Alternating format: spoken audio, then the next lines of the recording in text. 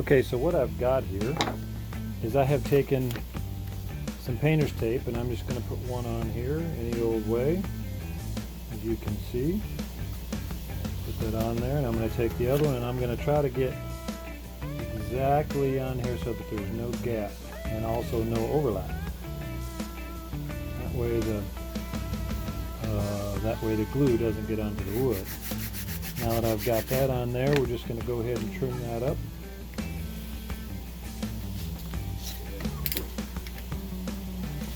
Real quick.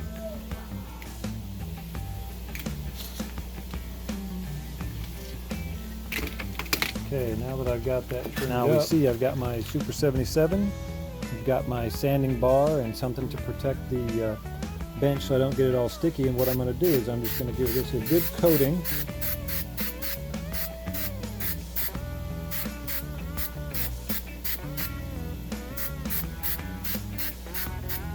Now I'm only going to coat it on the tape side. It's plenty sticky enough, and what we're going to do is we're going to let that tack up here, and then I'm going to show you the rest of the steps. I've got just a rough piece right here that you can see we're going to use to actually create this sanding block.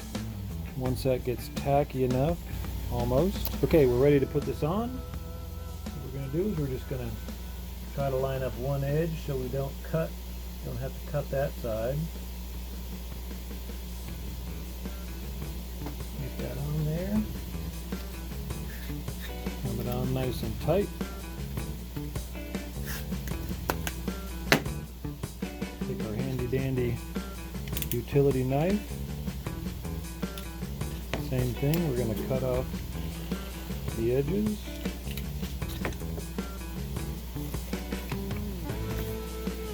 And voila, for a fraction of the cost. So just a tip for this evening, and hopefully you guys can put it to good use, and I will see you in another video.